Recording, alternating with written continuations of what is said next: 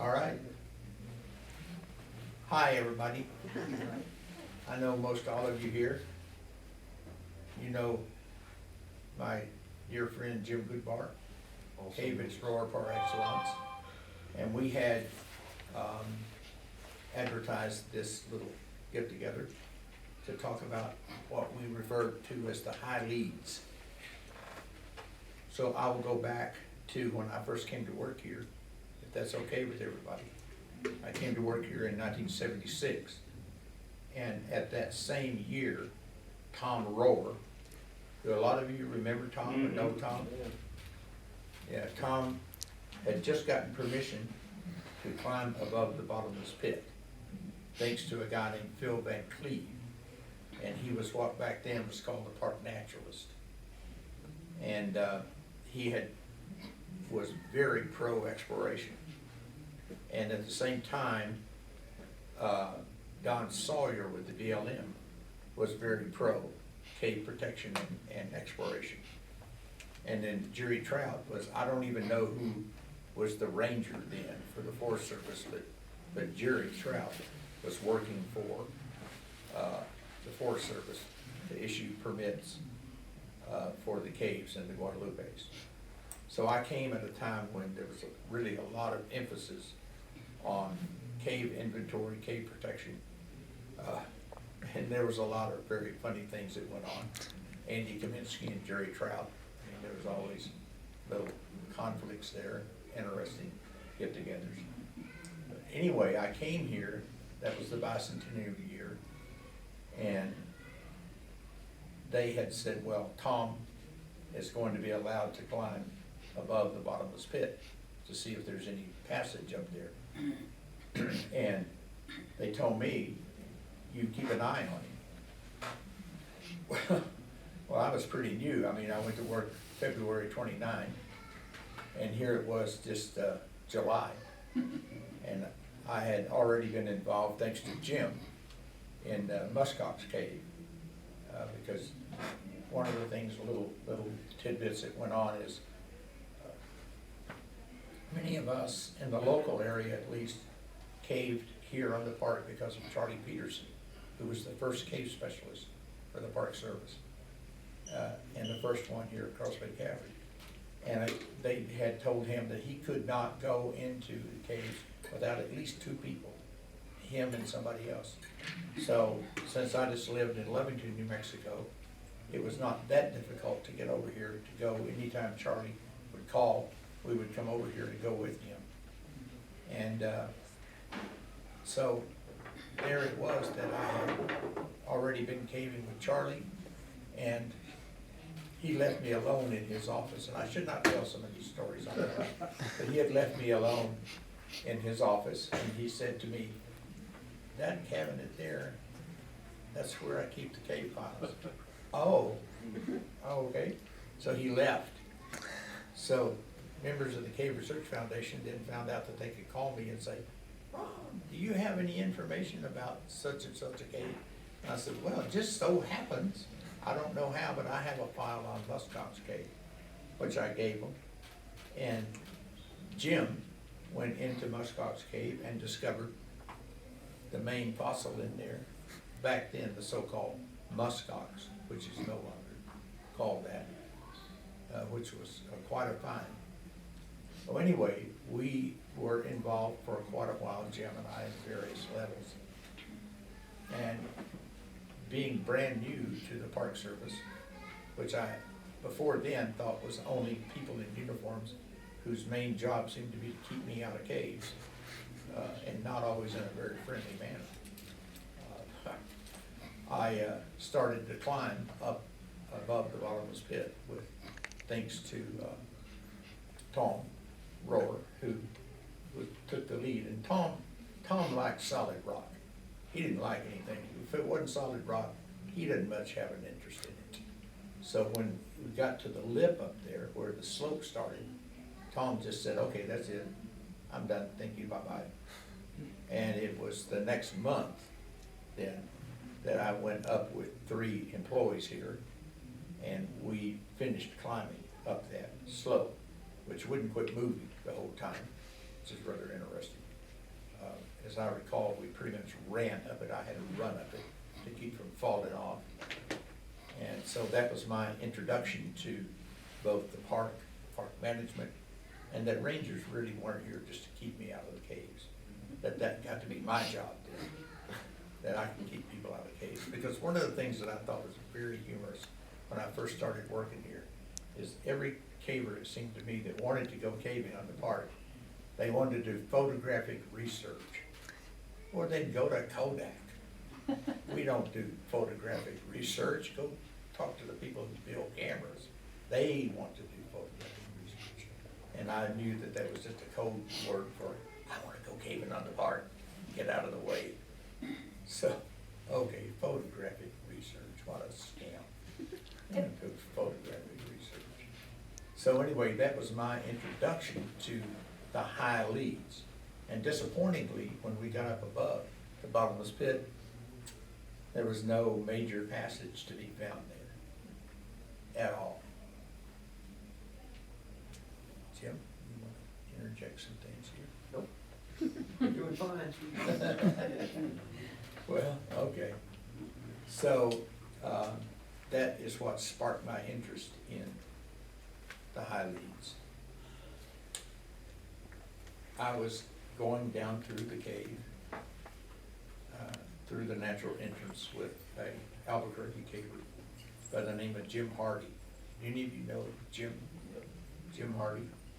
And you might be interested, those who know him, that Fritzie, his wife, just passed away a short time ago, sadly. She was the main cook and bottle washer for the Cave Research Foundation when they used to come down here. Anyway, Jim and I were walking down through the main corridor, and we got to the area where what was then called the Three Monkeys were up in the ceiling, above the baby hippo speleothem.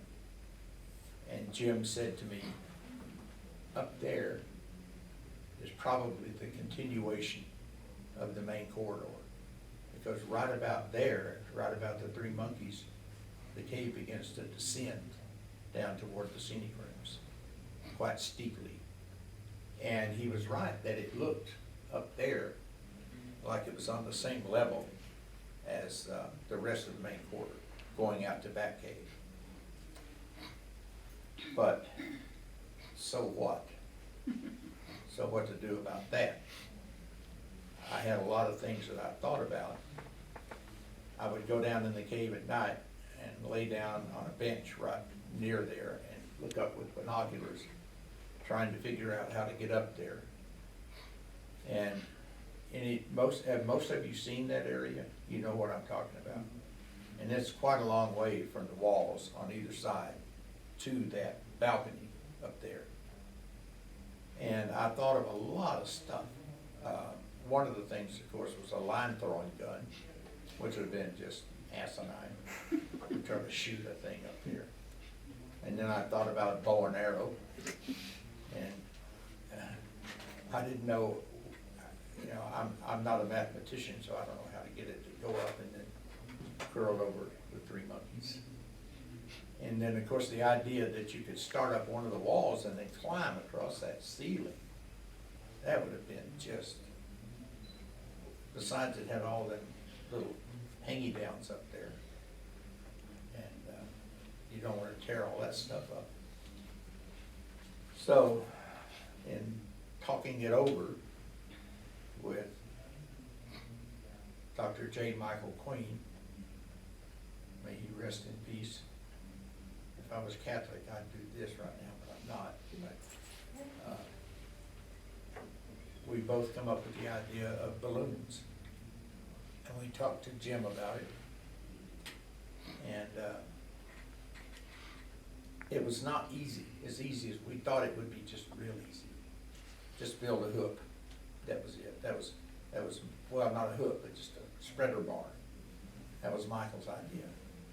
First problem with that was the humidity. We used real thin balsa wood to be light.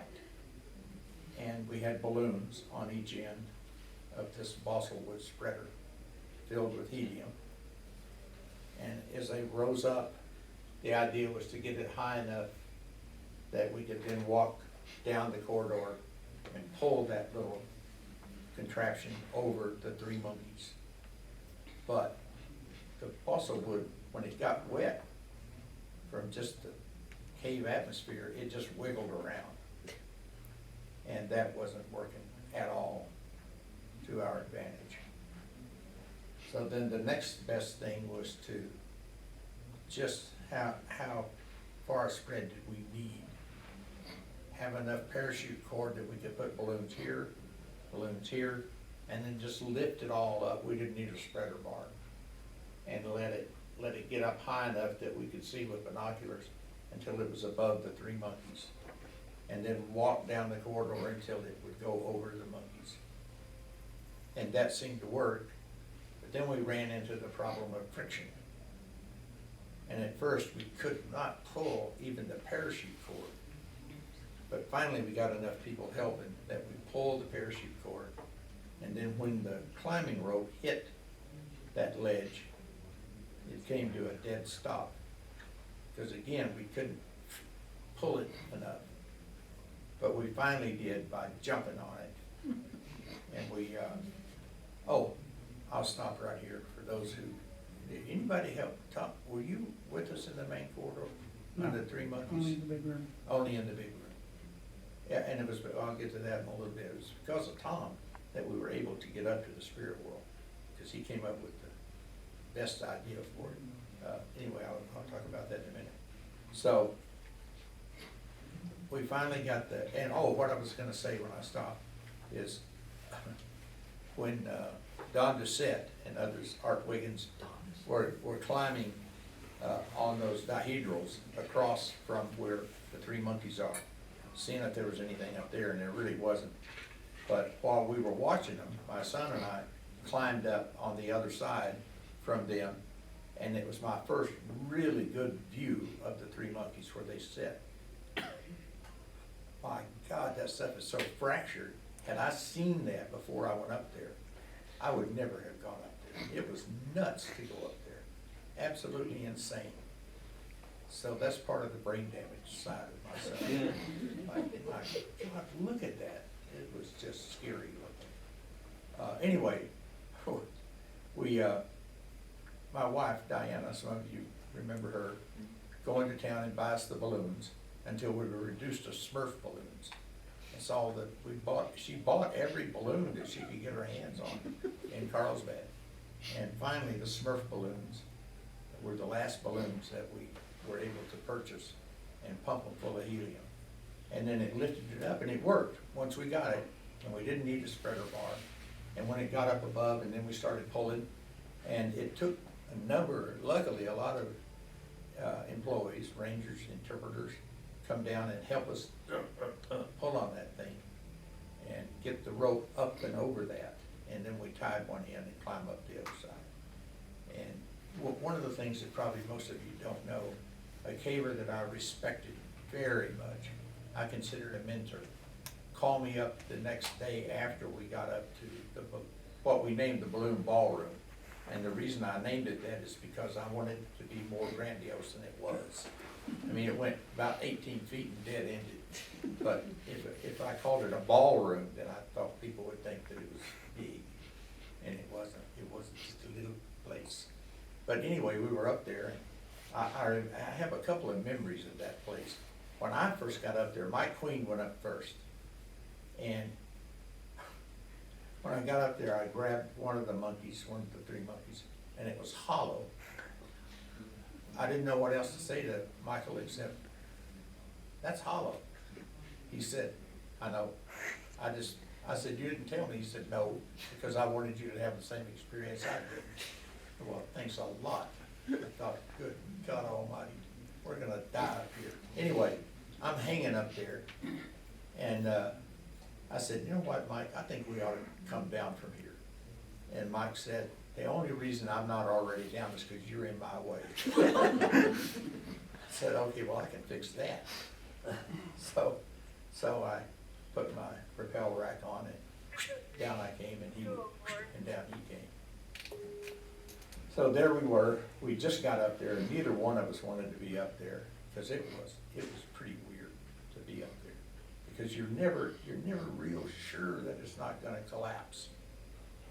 You hope it won't collapse, and it didn't, in case you're wondering. The next night, I stopped. The person I said I considered a mentor called me up at my house the next morning. And he said to me, I hope you're satisfied with that stunt you pulled down in the cave last night. And I said, what? He said, that stunt that you pulled. He said, I want you to know that everybody that dies trying to do that, I'm gonna hold you personally responsible for their death. Well, of course, that made me feel really good. I thought, oh, great, now I gotta worry about everybody else dying. I didn't die. And so anyway, the next night, Matt Safford and I went up. And Matt is now deceased. But he was a really good caver and climber and just a wonderful person. And the idea was he was gonna explore, so he went up and then I went up. And you see how cleverly I never went first down there. So if somebody was gonna die, I could just watch them like that. But they didn't, and I didn't. I didn't want anybody to die. Because then the person that called me up and chastised me for going up there would have been correct. But since we did it twice and nobody died, then that's 100% safety record, right? Isn't that right? Works for me. That's right. So anyway, we were ready to survey up there, and there just was nothing much to survey up there. And there's not a rope up there, is there? No. No. Nobody ever, my God, nobody ever needs to go up there. I can't imagine why anybody would want to go up there. I don't want to go up there. I wouldn't go up there if you paid me. And by the way, They did. well, actually they did, because we did all that at night. I didn't get paid. You should have put in for overtime. No, I didn't put in for overtime, because I didn't want to not be able. That was one of the things when I broke my leg that time, they wanted me to put in for disability, and I resisted for months, because I thought, who wants a disabled cave specialist? I'm not gonna do that. Finally, they just sent me money and spent it. So anyway, that's the two things that I was involved with. And then lesser things as far as height and having to work really hard to get it done takes us down to Lake of the Clouds and the storm cloud chamber, which Mike and I did. And back then I had a lot of chalks, climbing chalks. One of them was big like this. And Michael had some wool socks on.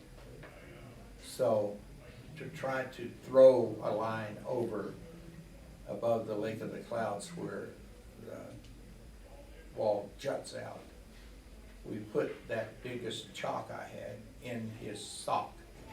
So I called it the dirty sock and a chalk lead.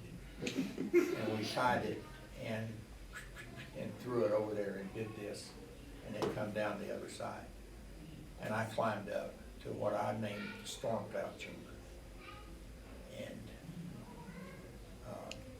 we didn't survey it. And that was the only time I was ever up there. I think people have since gone up and surveyed that. But we didn't that night. We were just happy to be up there. Because it was real delicate and you had to be real careful getting up there. And so anyway, that came in between the balloon ballroom and the spirit world. We got up there. And Michael and I did some lesser things climbing in here. And then we get to the spirit world climb. And that's where Jim went. And Tom. I'll get to Tom in a minute. The biggest problem with the spirit world is that it wasn't as good a positioning as the Three Monkeys. Because the Three Monkeys were like that, and they were here, So this had nothing around it, so it was easy to get the line over it, relatively speaking. But the spirit world, what we wanted to hook was back there, back here like this. So what to do, how to get that up there. So that's when we decided the best way was to go back to balsa wood and build like an embroidery hook, which we did. So now what? And that's when Tom came in with the idea of getting, I don't know what to call them. Dry cleaner bags. Dry cleaner bags. And Tom sealed them with heat, correct? With my mom's iron, she found out about it years later and still, I don't think ever forgave me. Okay. So anyway, he had 3 of them, I think. I don't remember, I built several. They look like sausage casings, sort of. So 3 dry cleaner bags, clear. And of course, they have a hole in the top so for the clothes hangers to come out. And Tom sealed that up with his mother's iron, as he just told us. Something I didn't know about that. And then we filled those bags full of helium, and that lifted our hook up like this. So now hopefully, when we get it up there, we're gonna be able to walk this way, and that hook is gonna go back far enough to hook over those stalagmites up there, which I named the pearly gates, because that's how I thought. If I'm gonna die, I've already been to the pearly gates. And that's where Jim comes in, because he came down. And I'll never forget, I was seeing him come down the trail. He was just kind of diddy-bopping along the way Jim can do, smiling. He's always grinning. And I asked him if he wants to go up there, and of course, I didn't need to ask him. Of course, he wanted to go up there. That was a stupid question. Just let me at that rope. And I thought, well, now I guess it's my turn to go up first. So I climbed up, and it is true that I said that I didn't know sheer terror could be so fatiguing. Because I was. I thought, my God, this is not the brightest thing that I've ever done. But anyway, it worked. I got up there, and what to do now? Nothing. I mean, there I was. And all I can think of, and this is a weird thing, is I know we have that model of the cave out there right now. But before that was another one, same idea. Shell Oil Company Foundation donated to the park $30,000, and that's how much that other one cost, which is maybe in the museum in town, in Carlsbad. Town office. It's in the town office. Huh? The town office. Oh, it's in the town office. No. Okay, I didn't know what happened. But we spent the whole $30,000 with Shell Oil. And for right or wrong, I'm confessing too many things, but I was on vacation, and we stopped here to get something at the house. He lived up there. And they called me into the office, the superintendent at that time, and Bobby Crispin. And they wanted me to write a letter to Shell Oil Company saying, hey, our cave specialist has been real nice to you guys, give us some money. So I wrote the letter, which of course was absolutely the most illegal thing I've ever done. And we sent it to them, and they did. They gave us $30,000 to build that other model. But the reason to bring that up is because when I got up there, that's all I could think about. When I looked down, I thought, God, it looks just like that model. So there I was hanging from the rope, thinking I was looking at a model, not realizing the seriousness of the situation. And I came down, and then the next night, Jim went up first to set some bolts. And the main reason he did it is because I wasn't very good at it. But I knew he was superb, and we didn't have, we didn't have any electronic something. We had to do it by hand. So Jim was tapping away and setting bolts. There's 2 of us up here, and so you know, everybody has a different story. Well, my story about the same thing, because I was there too. I said you were there. I know, but we remember things differently. Oh, yeah, but I remember it correctly.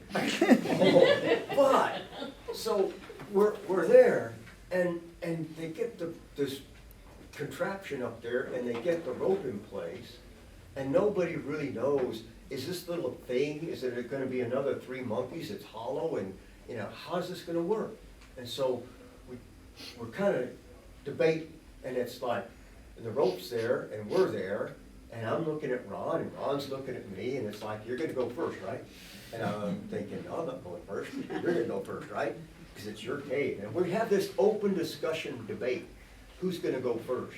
It's like, well, Ron, it's your cave, and you're the specialist, and you're the guy that needs to go up first. And he says, no, you're the better, you know what to do when you get up there, and you'll be better. And I'm going, no. We haven't tested the, we don't, so we decided, okay, we're both gonna get on the rope at the same time, and then Ron gets on first, climbs up about 10 feet, I get on below him, I climb up right underneath Ron, and we're there, and we start to do the little boom, boom, and we start to bounce on the rope. And we're going to make, if something's gonna come down, we're gonna find out. And so we're gonna pull it out, we've already got our escape routes, when all the ceiling crashes down on top of us. And so, we're there, and it's like, uh-oh, it all held. Oh. Well, Ron, you're above me, I'm gonna go down, I'll hold the rope for you, and you just go ahead and climb. And that's the way it really happened. I'll interject one thing, before he continues. I was just sitting there for a few seconds, and he puts all of his weight on the rope and stretches it. And right in front of me is a balloon that had come loose, and it's sort of floating. And the next thing I know, that balloon is up there.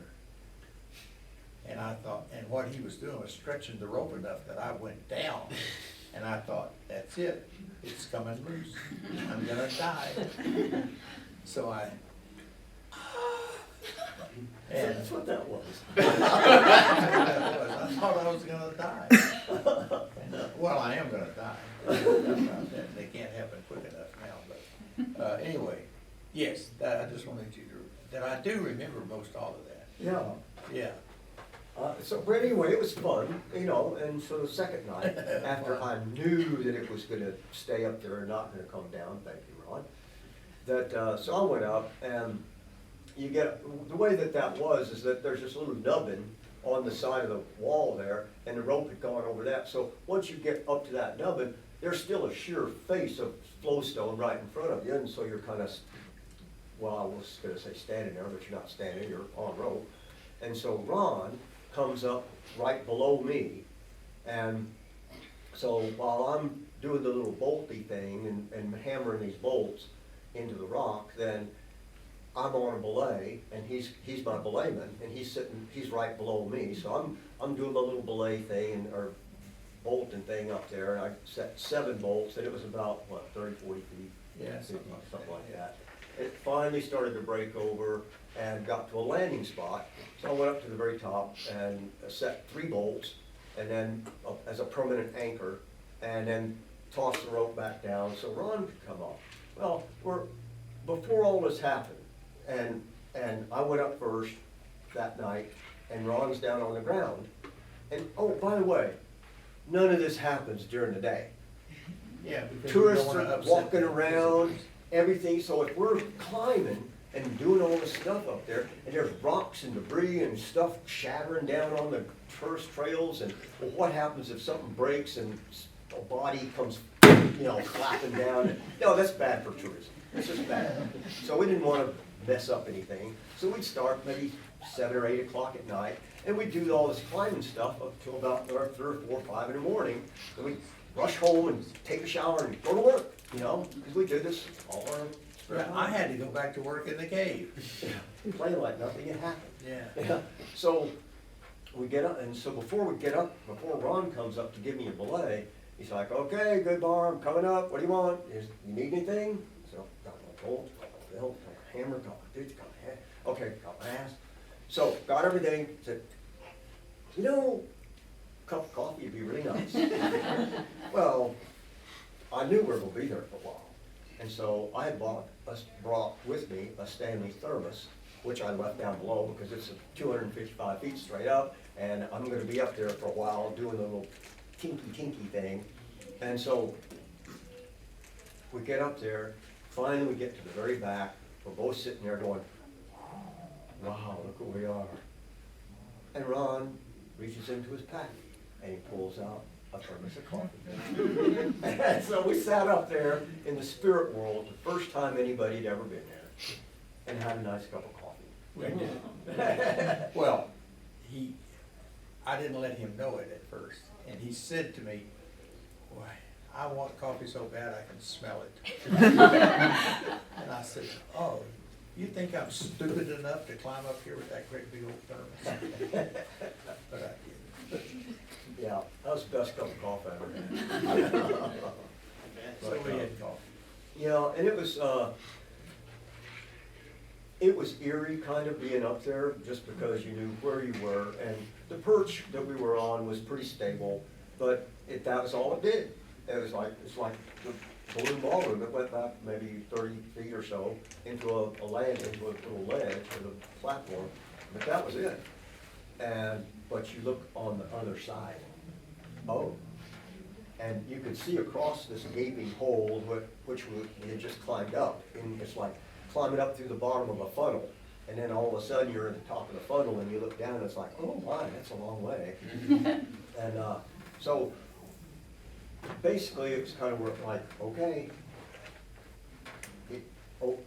it's over there, we need to be over there, you know, and everybody's kind of like, oh yeah, well, everybody was just wrong about it. But in subsequent trips that we went up, it was just kind of like obvious that that's the direction we needed to go. So then it came time to figure out how we're gonna get over there, because you can go to the left side, go to the right side, and there's this thing that happens with the caves in this area, and it's called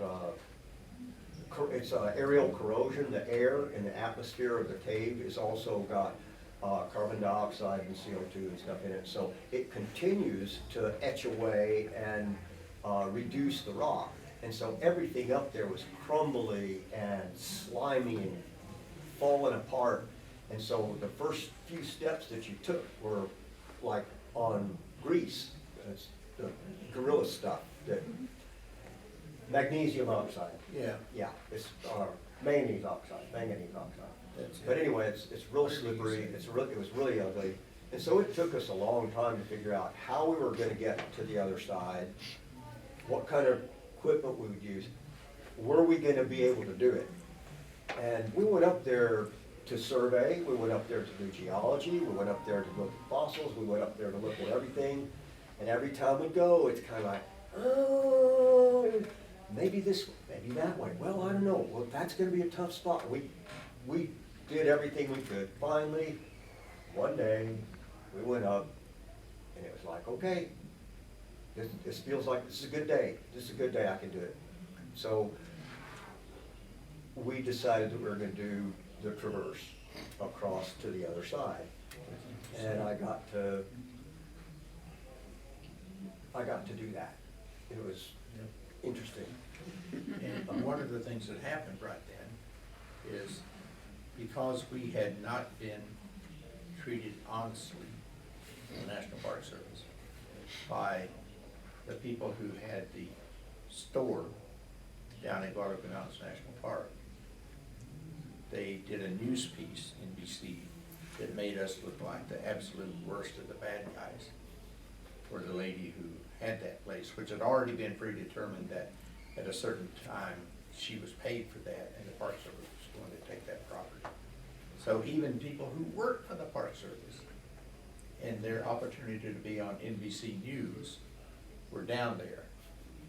And then later, NBC realized that they had been pretty much duped.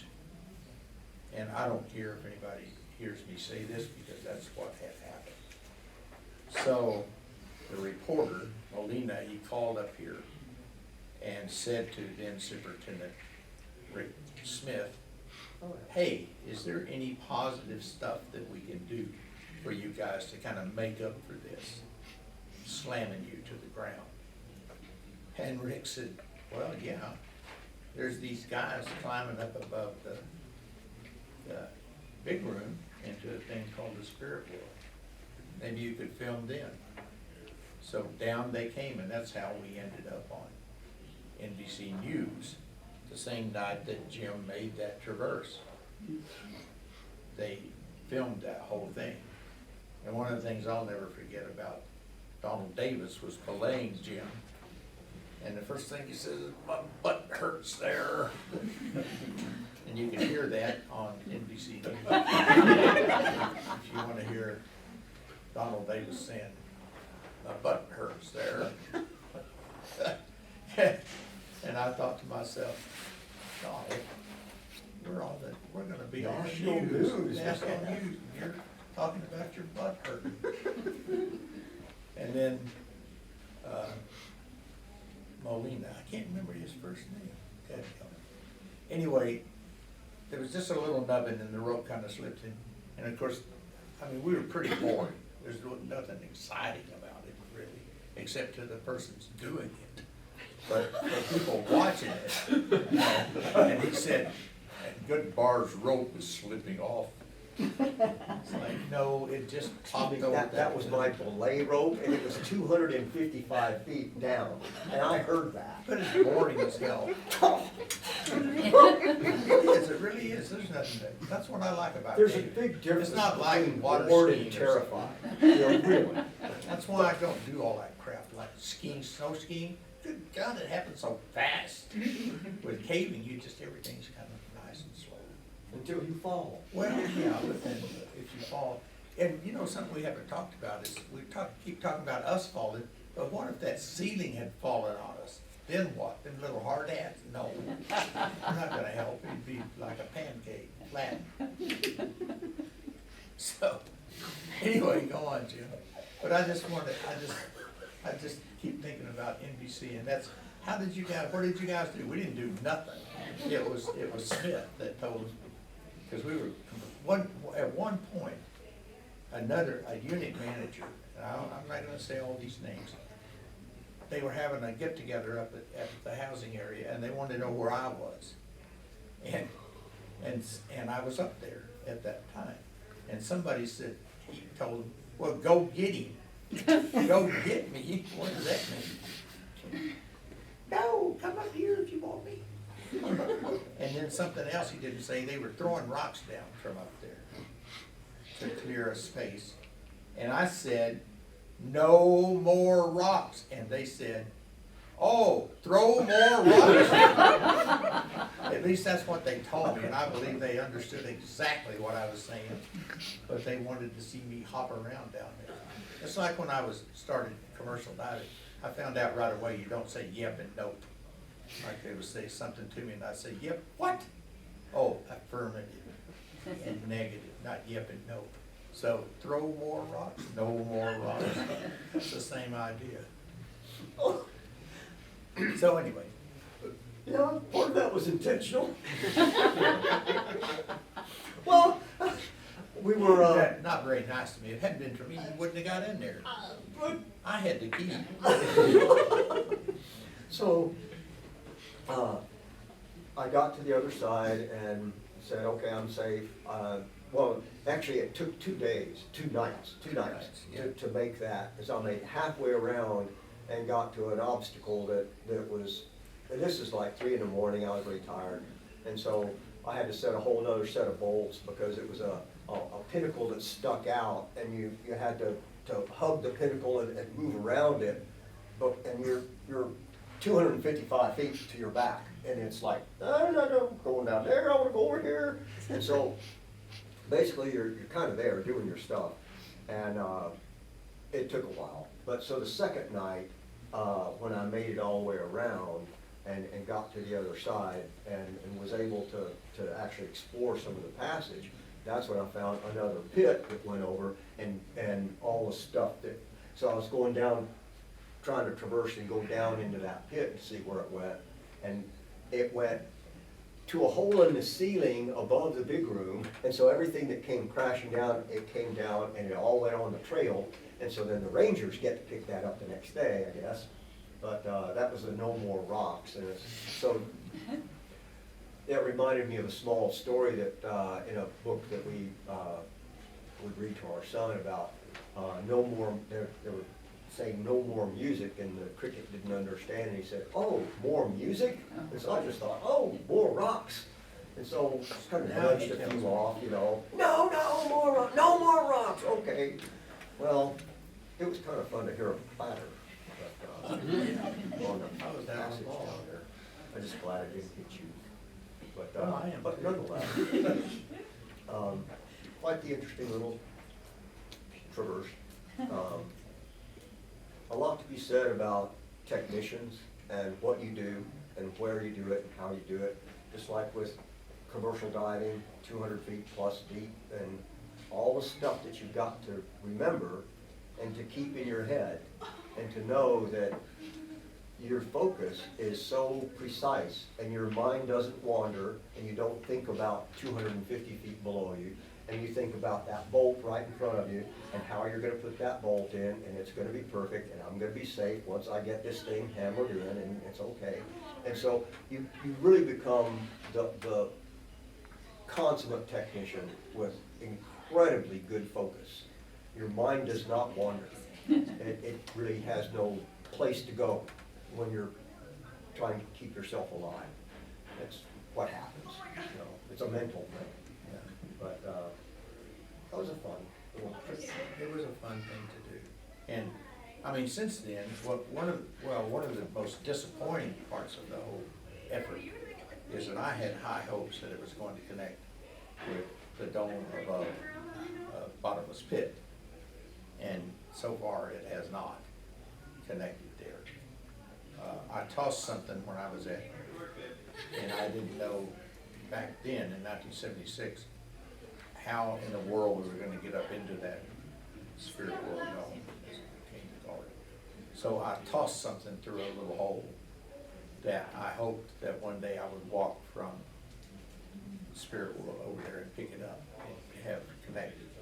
And I've never said what it was because I don't want to ruin it. If somebody actually does, they'll go, "Oh, look, here's a thing." And, but it's never happened that they connect. And, So we did go through and explored, so there was a spirit world, so as you climb up the rope and you get into that area, it's called spirit world. And then once of course they're climbers, and climbers have names for all their different places that they go and they name stuff. And so there was the pearly gates, which is the original stalagmite that we looped on. Stalagmite. And then there was the Book of Judgment climb, which was the bolts that I put up. And then there was the traverse, which Right. was called Night Dancer's Lament. the Night Dancer's Lament. And then once we got to the other side, we named that Sacred Ground, Ron did. And so once we got over to Sacred Ground, that passage went about another 800 or so feet. Yeah. It's all surveyed, so we surveyed that, and it went to another, and we got to where it happened that the passage narrowed down to a narrow crack. And there were cave formations there. Physically, you could not squeeze through it. I couldn't. And so Tom might. So that's kind of where we left it. Some years later, another group went up to do some other work, and they discovered another climb beyond that, or beyond where we were, up into the ceiling, and they climbed into that, and it led to the Halloween Hall. And so that's another 200 or 300 feet Something like of cave passage that was discovered up there. Derek Bristol, right? Derek Bristol? Yes, Derek Bristol. Yeah, did that. So, if you're in Carlsbad Caverns, and you're going to look at that, as you walk down the main corridor, or not main, the area of the big room from the top of the cross down to the bottomless pit, that whole fracture in the ceiling there, at least 1,000 feet of it is still big open passage up inside the attic. There's a whole nother attic above the big room, and that's pretty incredible. Yeah. And that's about, I can't think more to say about that whole effort, but it was pretty exciting. And for me, at Wait a minute, least. I thought you said it was boring. Oh, it was boring. With intermittent, little facets of excitement when you think they're gonna die. That's the best and most exciting part of it. But it was, there's still places to go. And that's what I'm a long way now, up in Colorado, but when I hear about exploration not being favored down here anymore, really disturbs me. There's nothing I can do about it, but what bullshit, except I should, oh, you're filming this. That without exploration, what are we gonna do? Just sit on our butts and go, well, if I was allowed, I could go up there and find something. No, by God, go up there. Get out there and explore. That's what life is all about. And no, it's not a bit boring. And the reason I did that thing with the coffee is, anybody here see the Iger Sanction movie with Clint Eastwood? And they climb up on that little pinnacle. Yep. And Eastwood, how would you like a beer? And he pulls out of the other guy's backpack a beer. And the guy said, you brought that all the way up here? He said, no, I'm not stupid, you brought it up. So that's why I thought I would bring coffee to you, based on that movie. Because I'm not mature enough to think of any other things, but, well, I'm gonna grow up. I posted something on Facebook when Jim, Dale Pate and I were in Hawaii. There was a military guy there taking our cave workshop. And one day I was passing out papers, and for the next session to start after lunch, and this guy says to me, I've got you guys figured out. What? I beg your pardon? He said, Goodbar and Pate and you. I said, you got us figured out? He said, yeah, you're just boys dressed up like men. So I guess that's it. It's the best I can do. We're just boys dressed up like men. That's okay. But we like Columbia. I like that too. It works. I will say, for a long time, there was very little exploration. And the idea was to keep people out of the caves, off the park, and that makes your job easy. When Ron got here, his whole thing, well, he was a caver first, of course, like most of us are. And so he'd been poaching the caves here. Yep, oh, no, he has not, he was not poaching the caves. He may have looked at an entrance, maybe once. But, so basically, it was Ron that opened the park up for active cave management, active exploration, science, and all those things that are happening here now. This is the guy that made it all happen.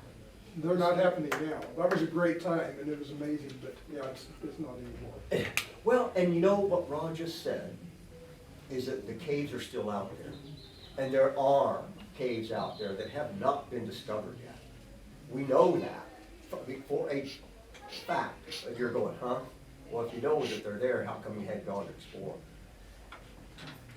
Because of electroresistivity and some of the things that we do, and the way that the caves were formed here in the Guadalupes from the bottom up instead of the top down, there are giant caves out there with no entrances. We just have to wait for erosion to create us an entrance like it has for the rest of these wonderful things.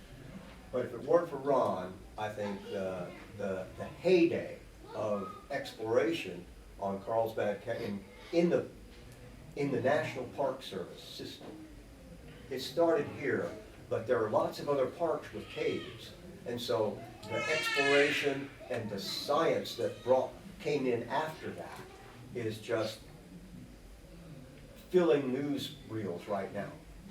with girls like Penny Boston and Diana Northup and Hazel Barton and the microbiologists and all the people that are out there doing cave science that is looking at things like cures for cancer and all, bioremediation, all the stuff that the microbial communities in caves can do. And this is one of the guys that made all that happen. Brought them in, gave them the opportunity to do what they do with science and research. How do you do that? How do you know where to go? First, you gotta have the guys going in to do the exploration, to find the stuff in the first place. Thank you, Ron. He made it happen. Thank you, Jim.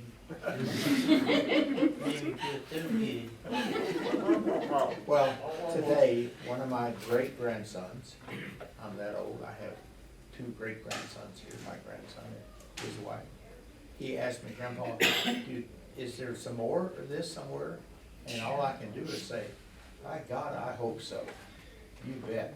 There's probably stuff that, who knows how, I mean, what did we do at Lechugia? Those guys were sneaking around out there pretending they weren't digging, and I knew they weren't digging. I mean, remember, the rumor was, not rumor, they flat out said, when they hired me, they looked at the applications and looked for the person who looked like they'd made the most illegal entries on the park. And it was me, because I didn't see any keep out signs. Well, except for the gate on New Cave. Slaughter Canyon Cave. New Cave. And my old friend that I used to cave with, he got his head stuck in there one day, because he said to me, I can fit through there. He couldn't. It was like this, and he kept saying, damn it, don't you take a picture, damn it, don't you take a picture. So I had to put my hands like this and push his ears up against his head to get his head out of there. But I was the only one working here who knew that there was another entrance to New Cave, or Slaughter Canyon Cave, that had been dug open. So all we had to do was go, don't worry about that gate, just go over there and go in. We had a little cable ladder we took up there. And of course, I could never show those photographs of the Christmas tree and the Klansman and all that stuff, because nobody was supposed to be in there. So anyway, you can't stop exploration. You've got to keep exploring. And there will never be an end to it. It's always waiting on you to find it. It's like the other day, I said, I've recently become not addicted to, but I like YouTube. And I found out that one of the places that I love to dive in, Jacob's Well, is on YouTube as one of the deadliest places to dive in Texas. 12 people have died in there. I was in there in 1967, when I was still just come from being a commercial diver. And I went then, the lowest point in the cave was 110 feet. And I went there by myself. There was a line rigged from the surface down to that, where that rock was that then you go past. Yeah. One of my great-grandsons asked, or grandson said, in the solo diving, something you're not supposed to do. And I always adhere to the idea as a very good friend who's a long-time underwater archaeologist and cave diver and everything else. The best thing about a buddy diver with you is that when you get up and only one of you surfaces and somebody says, what happened? That's when your buddy can go, I don't know. I looked over there and he went and died.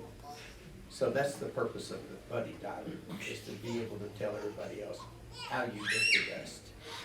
So just don't ever stop exploring. And if you have to do it by yourself, you can do that too. You can do that too. But please don't do it. It's dangerous. You can get killed, girls. Get back.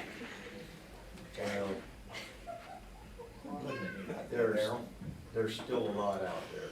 There's still a lot. And just because you've been into one cave and looked at it and think you got it all, doesn't mean it's so. And besides, how many times could you have a good friend say, my butt hurts there? Not very often. Or to offer you a cup of coffee. Thank you, James. Thank you. Anybody got a question? Can you do it with, can you take a drone or does it lose signal if you were to try to take a drone in? He's asking about using a drone. Tom, I don't know enough about him. Well, Tom, Rob was talking about it today earlier. Yeah. Yeah, well, I mean, no, I mean, if you were outside the cave and the drone was in the cave, yes, then it wouldn't work. But if you're in the cave and the drone's in the cave, You're saying I advocate that that might be a good way to, how can I say, people who ask about why we went up there on the ropes in the first place. So I've always said, if you send a camera up, but back then, of course, pre-drone, and it didn't show anything, how could you trust it? But if it did show something, then you gotta go up there anyway to explore it. So why use a camera, just go. Of course, again, that was my reply before there were drones. And now I guess a really good drone pilot could put one up in a cave without tearing things up. And I know just the perfect spot down by Longfellow's bathtub where one ought to be used, but I'm sure it won't be, I don't know. Yes? I have heard this man's story of going into the Venus chamber countless times. Yeah, Could I hear your point of view on it? sure. I didn't know Tom very well, except I knew he was a caver. And he was always over there in Cavern Supply, looking about half asleep all the time behind the film counter. And we saw that hole and I peeked in there and I thought, good God Almighty, I can't fit in there. And then knowing that Tom was a caver, I just went over there one day in the curio shop where Tom was behind his Kodak and counter, and I said, how would you like to stand somewhere in Carlsbad Cavern where no one's ever stood before? Well, that's all it took. He said, yeah. I don't even remember what his actual reply was, but I understood that yes, he would like to. So we went down there at night. I mean, we did all this stuff at night because you don't want to upset the visitors. And he got in there. I was just, my God, how did he do that? But he did it. And to get out, he had to pull off his shirt and everything, and blood, he was bleeding. Oh, he looked terrible, little bloods all over himself. And I don't know how else to describe it, but it was like he was just kind of doing this, wiggling his fingers and come up out of there like that. And good God, it was a spectacle to see. And you can't, and you know, in the Park Service, they're not supposed to name things after a living person, but who could not have named that the Bemis Chamber? Because he deserved it, and it was one of the most outstanding displays of exploration that I've ever seen in my life. He was just superb at doing it. That's all I can say about that. You have anything to say, Tom? His story is very long. I was stupid enough I did it a second time. Yeah. Oh, Well, of course, he loves to write about me wearing pantyhose underneath my wetsuit. And he always says that I say it's to make it easier to get on. But, and it's true, that's true. That's why you wear pantyhose with the old style wetsuits. Anyway, that's it. I mean, there he was, selling Kodachrome. Could you say something about the Bifrost room? Oh, yeah, well, that's another highlight. there were a lot of highlights, there are a Yeah, lot of yeah, highlights. well, what to say? I mean, there it was, and the bell cord. But Mike kind of figured out that that had to be updated. Yeah, Mike Queen. We were down there in the bell cord room, and we were walking in there, and as always, Michael was doing geology or mineralogy as we're looking at things. And he looked up there and he said, "I'll bet that's something." And that's really all you had to do with me is just say, "I bet that goes." And I was, go get it. And so there was bolting involved, and Tom roared. And again, Tom, just like at the above the bottomless pit, as soon as Tom got off the rock and got to the slope, that's it. He was finished. Tom had no interest in exploration beyond the bolting. He didn't want to do anything else. He just, that's it. I got you up here now. You go. And he rigged a rope, and I went up and went in there, and we started exploring it. Tom, Michael, and Jim, and I. And one of the things that we carried a ladder in there, aluminum extension ladder. And because there was have you been in there? No. Anybody here been in there? Tom had. Tom has. There's the beautiful Aragonite Christmas trees in there, it's just magnificent things. But there was a lead up above it. And so we put the ladder up there, we wrapped rags around the top of the ladder so it wouldn't hurt the walls of the cave. And set that thing up, being very careful of that Christmas tree. And Jim climbed up the ladder and got into that lead. And it got too tight finally to go. So then Mike and I came down there at another time and go straight back, go up the flowstone to the left, and then to the left again, there was another opening there, just covered in manganese, just nasty. So what to do? Have all of our clothes nasty and that stuff, so we pulled all of our clothes off and wiggled through and got in there stark naked and barefooted and black. We were both black, but the cave didn't get black because the bottom of our feet were not black, but the rest of us was. And there was nowhere to go out of that part of the Bifrost. So I forgot all about that. I'm glad you mentioned Well, that. and then in that same area, from where the Bifrost room was, if you go down further into Lake of the Clouds and get to the back of Lake of the Clouds and then off on the left-hand side, then there's the Belcourt room. And then on the back wall of the Belcourt room, there's a huge crevice that just goes up as far as you can see. And so we started to climb. It was Don Doucette. Don Doucette and I started. Well, actually, it was Harry Burgess and I started. I started to climb and got about the first 50 feet to the first undercut ledge, and then got up to that, got on top of that. And then later it was Don Doucette and I that went from there up about another 150 feet and got to, it started pinching out, and there's bat skeletons in the flowstone. It was just so cool. And then we called it a night, and I guess we're up maybe around close to 200 feet or so. And then Don and, Art Wiggins? No. He used to climb with Art Wiggins. yeah, his girlfriend, Oh. they finished the climb and it pitched, but it pitched. But that was another high lead that we did. Yeah, there's in the belt, so there's the storm cloud chamber, the Bifrost room, and the Belfort crevice, all three in that same area for the high leads. Did y'all ever explore the Lower Western Maze? The what? The Lower Western Maze out of the New Mexico room? Oh, I I haven't. No, the only thing I ever did in there was the diving the sump. A lot of that New Mexico room stuff is after their time. Got it. Yeah, Yeah, and then there was a chocolate high, which is that climb. There was Don another Doucette, high. yeah. Don Doucette did that one. Yeah, and that was because it was the first time I was allowed in here to explore, was 1969. And that's when I dove through the sump in the New Mexico room. I didn't work here at that time. I didn't even know there was a sump back there. That's really awesome. Yeah. What was y'all's first reactions looking into La Chiquita past the breakthrough? It goes.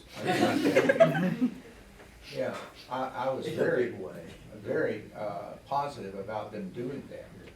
I mean, one of the things that I had to, as a caver, that I had to keep in control of is that I could do anything here I wanted to, anytime I wanted to.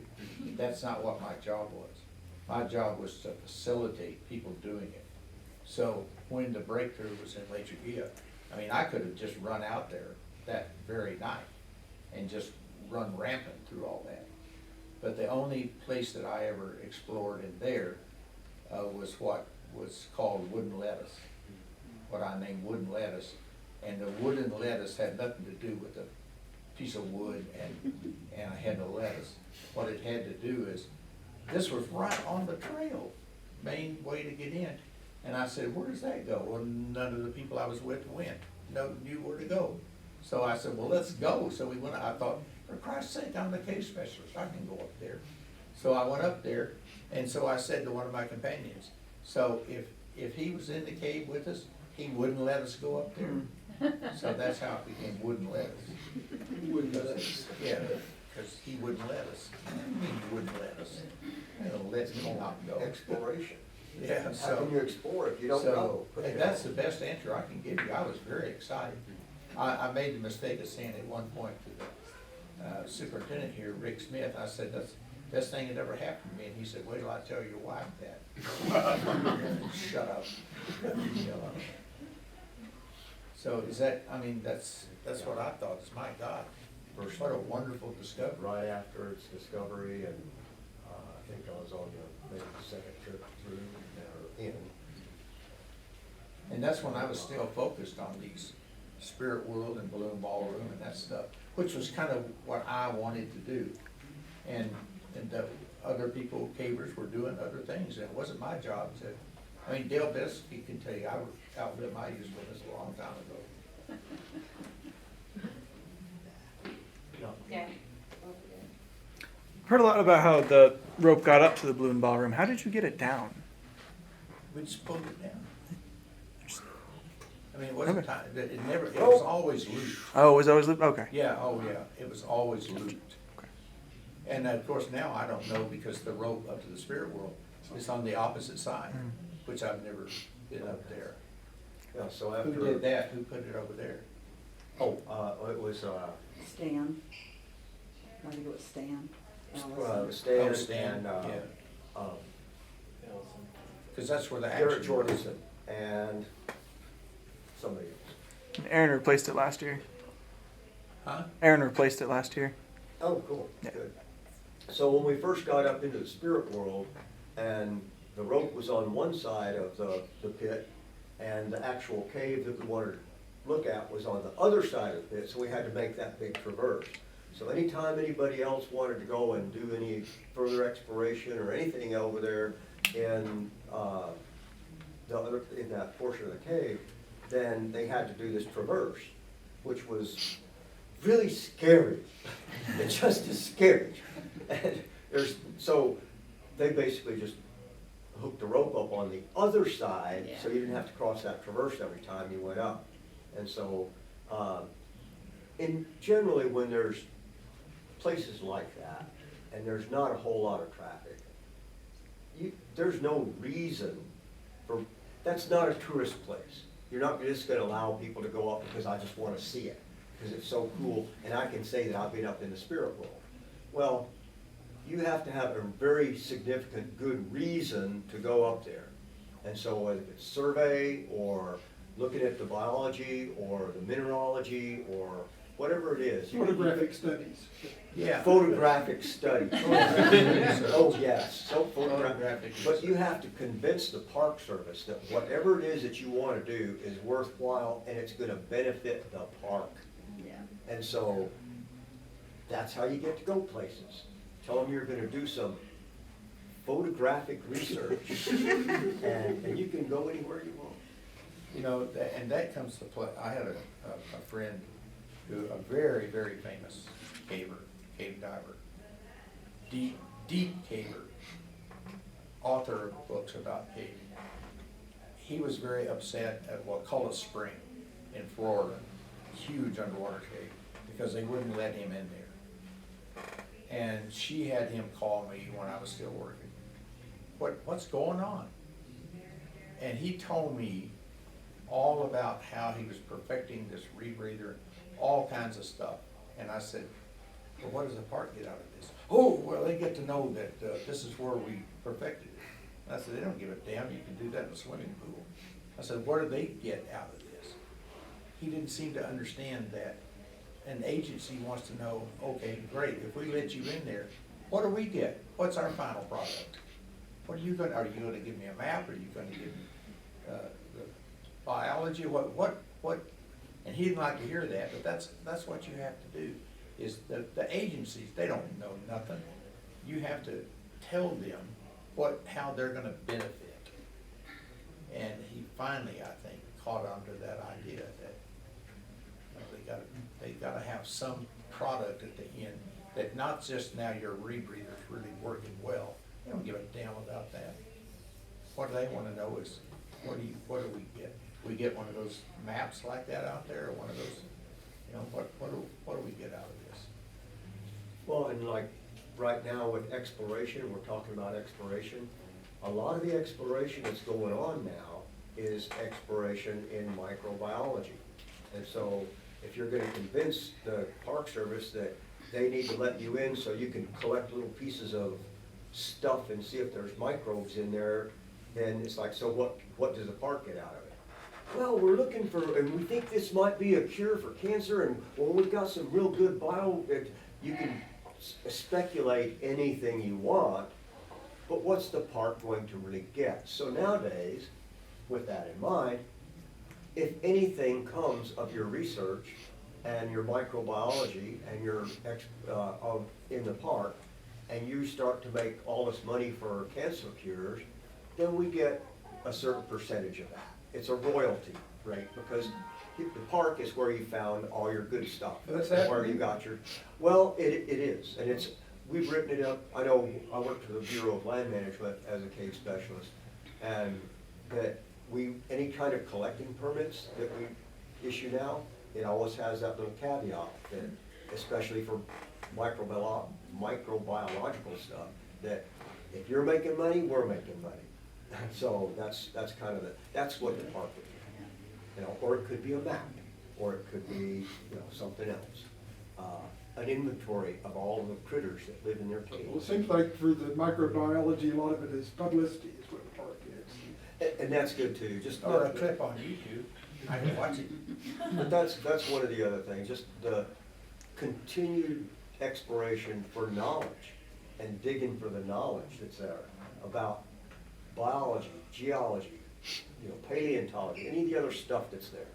So, yeah, the park's gonna get something. But if you're comfortable in ignorance, then stay ignorant.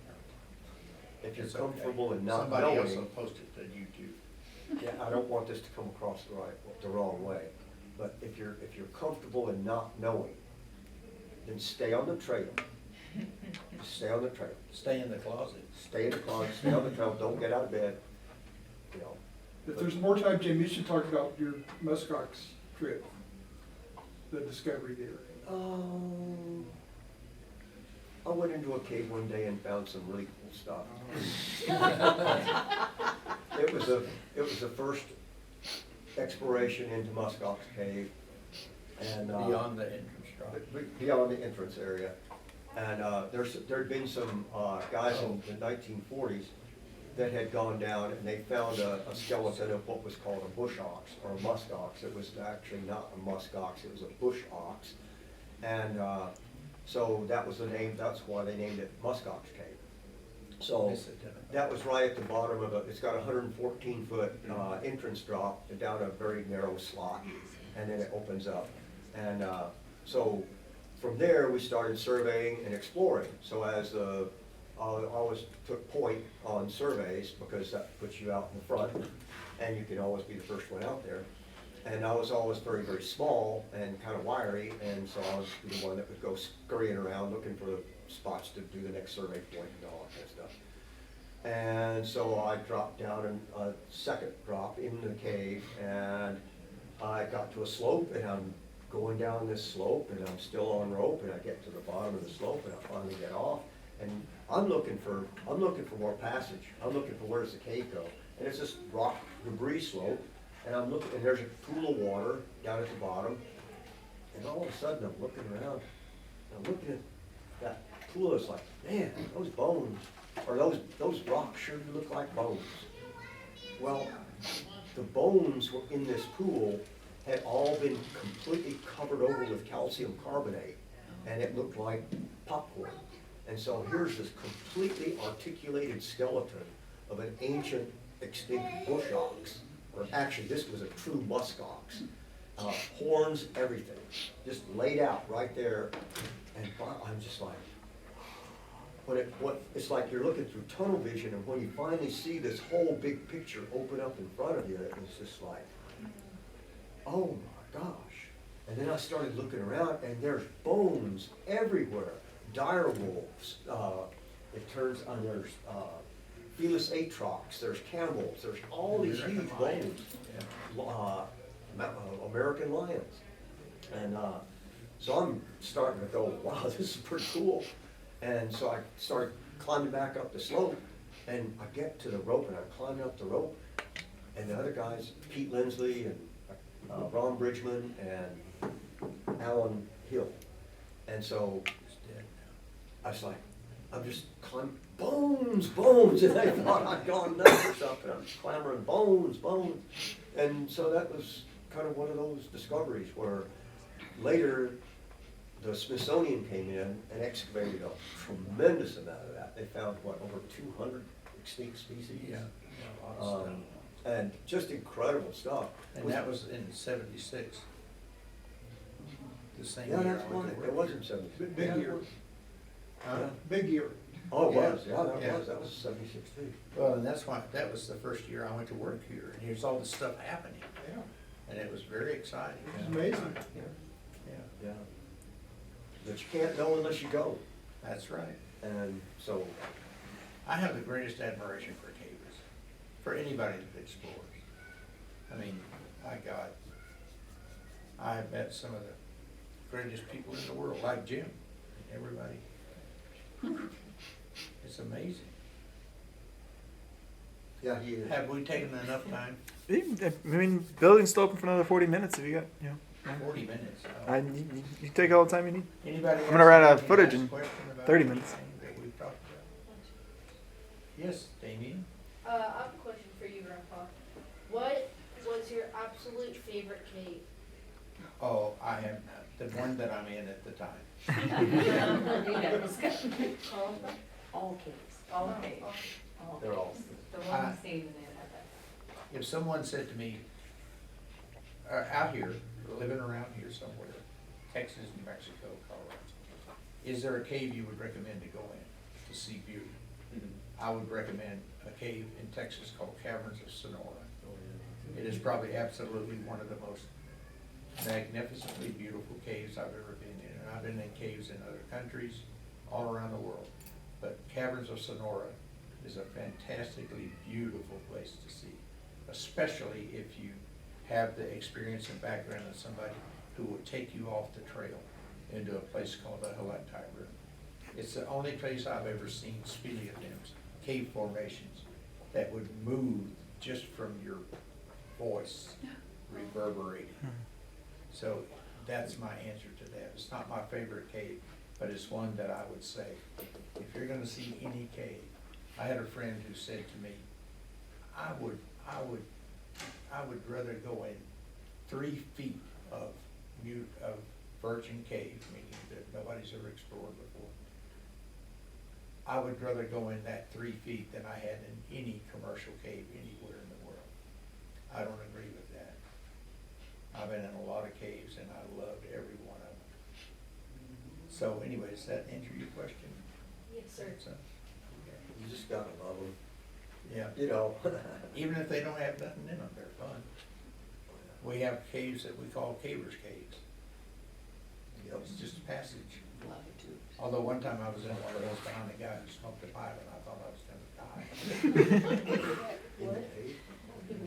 Dude, no, he smoked, he just exuded pipe smoke everywhere. And then a passage about this wide and about this tall with your crawling behind it. I couldn't blow it out of my nose fast enough.